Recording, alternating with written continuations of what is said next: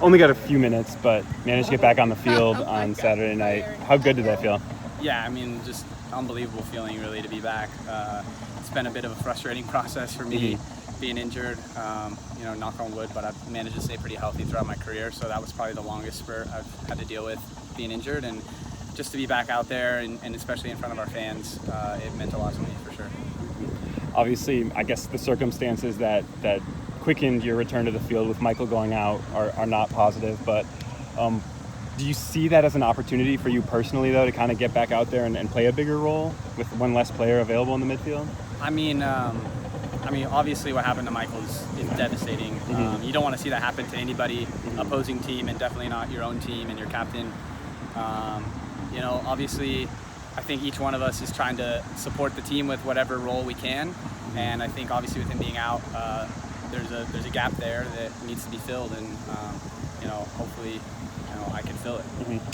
What have you seen from Charlotte looking ahead to this weekend's game, or do you remember from last game that you guys can kind of hold on to and remember about them to achieve the result that you want this weekend? I thought they played a tough game against us at our place. They ended up getting an early goal, and we had to come back from behind.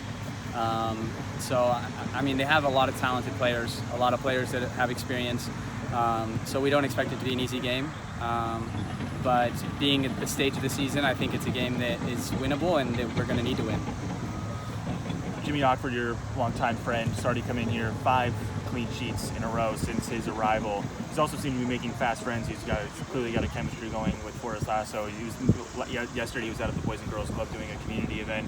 What does it say about his on-the-field abilities that he's able to come in and stabilize the back line like that, but also his personality that he's able to make such close friends right away? Yeah, I think I played with Jim before in Reno, and he's a great guy. He's just one of those guys that you can't not get along with. So as far as him making friends, I'm not surprised there. And the way that he's fit in so seamlessly, he's a smart player. I think he's got a lot of ability, but he's also very intelligent about where to use that ability. And they've definitely shored up things back there. And 5 shutouts in a row is a huge compliment to them and the work that everyone's doing defensively. You have a couple new guys in the back line with you who have recently joined this club. What have Jimmy and Forrest brought to that back line that's allowed you guys to be so successful since they came in?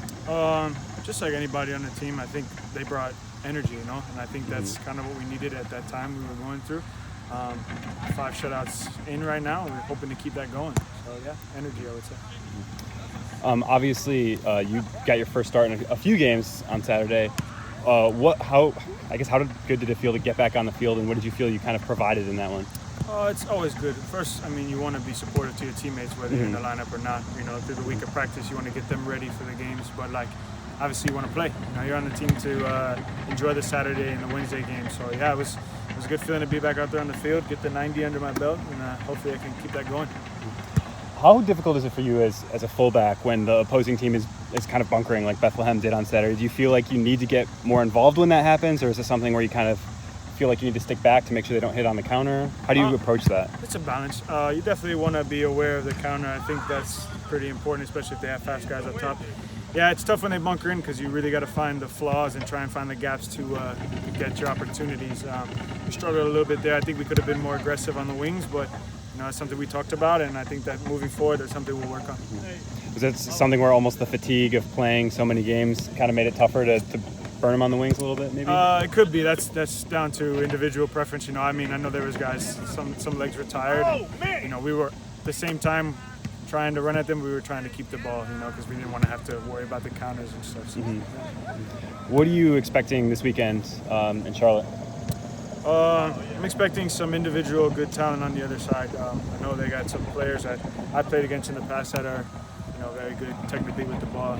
I think, if we just work on what we've been doing and work as a unit and as a team and, keep possession and just work together defensively, I think we will definitely come out with a big win, and hopefully defensively we keep the shutout like we've been doing.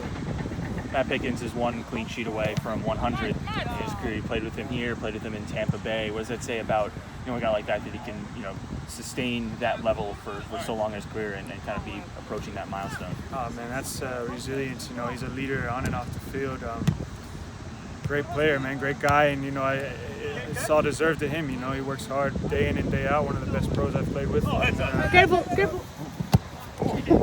Left touch.